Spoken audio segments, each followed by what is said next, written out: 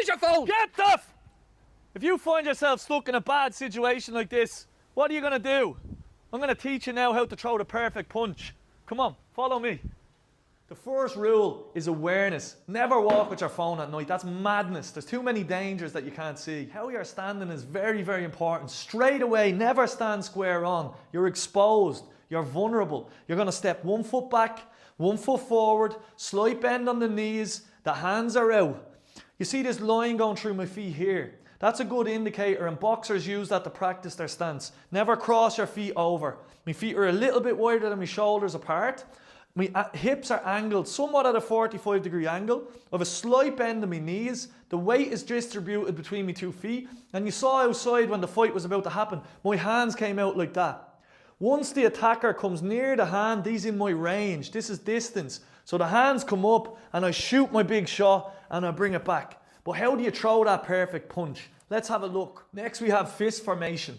Never ever have the thumb on the inside of your fingers like that. Never have the thumb wild. The fingers gripping onto something precious. The thumb tucked in like that to protect it. The point of contact is your 2 big knuckles, not these bottom knuckles here. Wrist is nice and straight.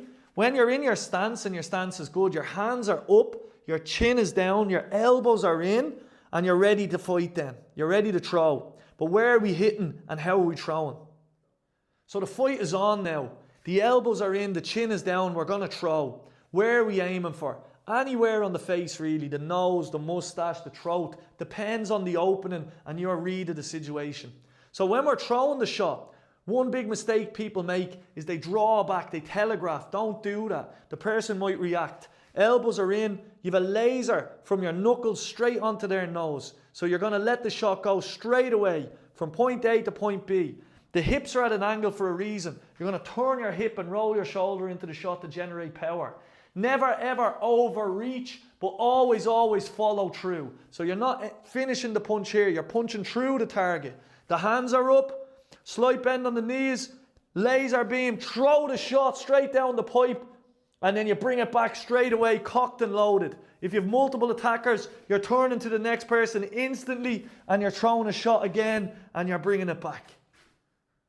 We preach and practice peace. And actually the best outcome in a street conflict is not violent at all. It's a peaceful resolution. But if a situation does come upon you, if you are attacked, you have a right to defend yourself because we don't want to be victims either. So practice, preach, but be prepared to defend yourself as well. How are we going to practice? How are we going to learn this basic art of boxing, the basic art of throwing punches? If you're lucky enough to have a punch bag, a heavy bag at home, you set yourself up, and again, it's repetitions. You're going to throw it. You're going to throw your big shots against the bag. If you've got a tall mirror at home, you can practice your shadow boxing. You get to see what your opponent sees. You can work on your stance. You can work on your movement. You can throw your big shots.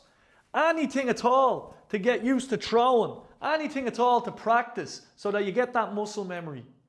Guys, I wish you peace, one love. This is the Mindful Rambler, the Kickboxing Yogi. Please like, subscribe and share if you want more yoga and martial arts content.